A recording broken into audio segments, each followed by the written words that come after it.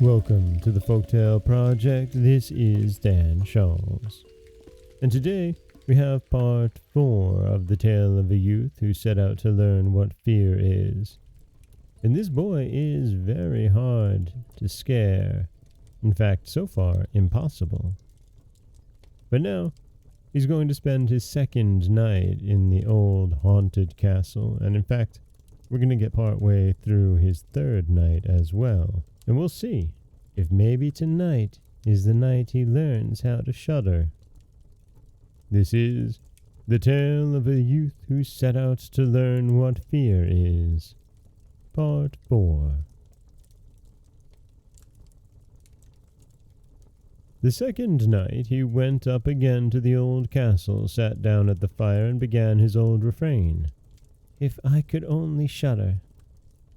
As midnight approached, a noise and din broke out, at first gentle, but gradually increasing, and then all was quiet for a minute.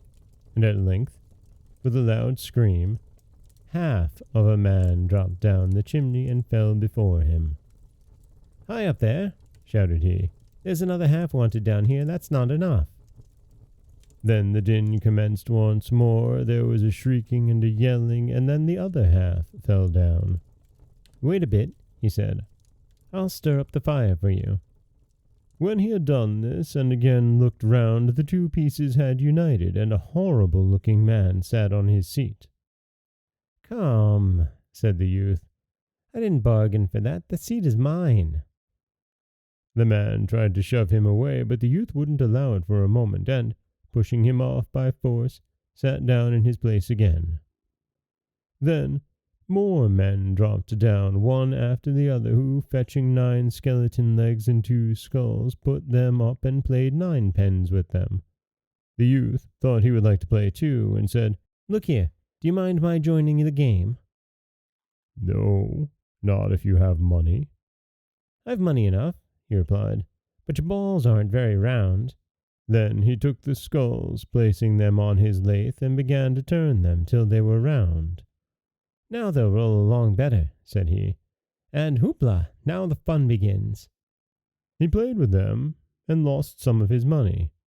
But when 12 struck, everything vanished before his eyes. He lay down and slept peacefully. The next morning the king came, anxious for news. "How have you got on this time?" he asked.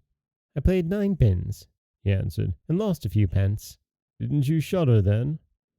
"No such luck," said he. "I made myself merry. Oh, if I only knew what it was to shudder." On the third night he sat down again on his bench, and said in the most desponding way, "If I could only shudder." When it got late, 6 big men came in carrying a coffin.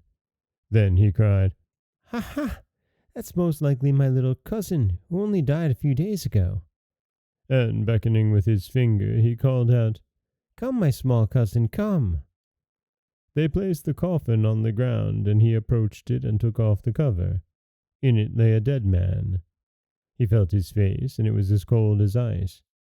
"Wait," he said, "I'll heat you up a bit." He went to the fire, warmed his hand, and laid it on the man's face, but the dead remained cold. Then he lifted him out, sat down at the fire, laid him on his knee, and rubbed his arms that the blood should circulate again.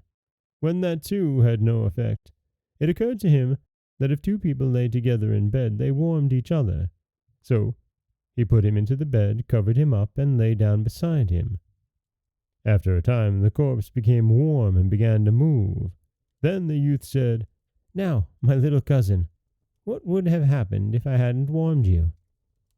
But the dead man rose up and cried out, "Now I will strangle you."